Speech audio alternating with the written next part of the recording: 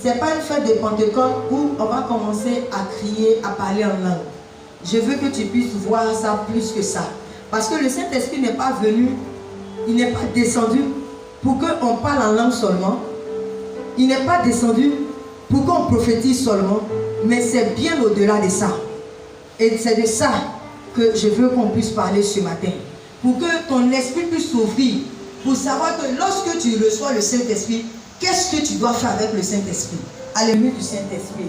Et beaucoup, lorsqu'on arrive à la fête de Pentecôte, c'est là que chacun veut se disposer à recevoir le Saint-Esprit. C'est une fausse manière de voir la chose. Alléluia. Oui, c'est une fausse manière de voir la chose. Parce que le Saint-Esprit est déjà là. Dans Acte 1, le verset 8, là-bas, et la Bible dit que les disciples respectaient cette parole. Ils sont allés à Jérusalem et ils sont restés ensemble. Pourquoi le Seigneur dit à ses disciples d'aller rester quelque part et attendre une chose avant de commencer quelque chose? Mais en fait, qu'est-ce qu'il devait commencer? Il devait commencer le service. C'est-à-dire, il devait commencer l'œuvre que le Seigneur avait laissée. Il devait continuer et achever cela. Et le Seigneur, sachant ce qui était sur terre, sachant ce qui allait se passer lorsque lui n'allait pas être présent en chair, il savait que ses disciples allaient avoir besoin d'un soutien.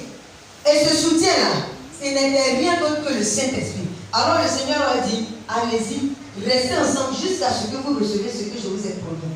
Et la Bible dit dans Actes, verset 2, que les disciples sont allés, ils sont restés ensemble dans une chambre qu'on appelle la chambre haute. Et tout à coup, brusquement, il fit entendre un bruit comme un vent impétueux et le feu est descendu. Alléluia. Le feu est descendu sur chacun d'eux. Alors que nous savons qu'il est écrit dans la parole que lorsque Jésus-Christ fut baptisé, le Saint-Esprit est descendu sur lui sous la forme d'une colombe. Alléluia.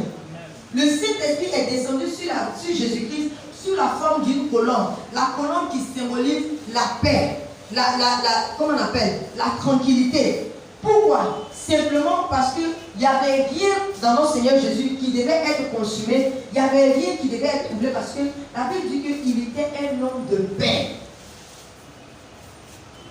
Mais pour la venue du Saint-Esprit par rapport aux disciples, l'Esprit est descendu sous la forme de feu. L'Esprit est descendu sous la forme de feu. Tout simplement parce que le feu symbolise comme un objet de jugement. Alléluia. Le feu symbolise un objet de purification. C'est pour purifier. Un objet purificateur. Donc quand le feu descend sur les disciples, c'est pour les purifier. Alléluia. Et les investir de la puissance de Dieu. Reçois ce feu-là pour consumer tout ce qui n'est pas de Dieu en toi. Parce que les disciples devaient être équipés pour aller faire un travail. Et ils ne pouvaient pas aller accomplir ce travail-là ayant été déjà chargés de quelque chose d'autre qui n'était pas de Dieu. Alors le Saint-Esprit devait descendre sur eux sous la forme du feu. Pour d'abord consumer ce qui est en eux et ensuite maintenant affronter ce qui est face à eux. Et la Bible précise que lorsque ce feu-là est descendu, quelle est la première chose qui a été touchée? Fais la lecture. Des langues semblables à des feux leur apparurent, séparées les unes des autres et se posaient sur chacun d'eux. Qu'est-ce qui est descendu? Des langues. Semblables à des langues de feu. Semblables à des langues de feu. Alléluia. La langue qui symbolise la parole. La langue qui symbolise la parole, qui symbolise la bonne nouvelle. Donc quand ce feu-là descend, il ne descend pas sous la forme d'une colombe, mais il descend sous la forme d'un feu. Mais il ne touche pas quelque chose d'autre. Pour Jésus, la colombe est venue se poser sur l'épaule. Mais pour les disciples, la Bible dit que ce feu-là, lorsque ce feu-là est descendu, ce feu-là est descendu sur la langue. Pour toucher leur bouche.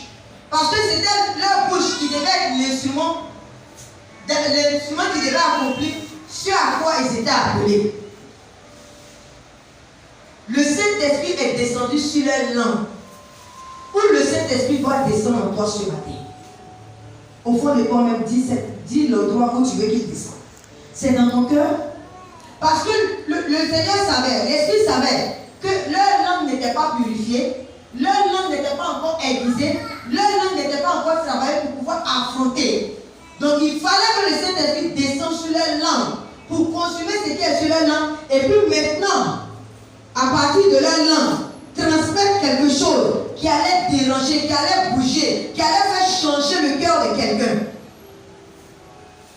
Mais en toi, où le Saint-Esprit doit descendre ce matin? Où veux-tu que le Saint-Esprit descende ce matin? Ferme les yeux, fais cette prière, dis Saint-Esprit, c'est toi qui connais celui-là. Là où tu as précisé ce matin au nom de Jésus. En plus de ta langue, il descend là où tu as précisé ce matin au nom de Jésus. Acte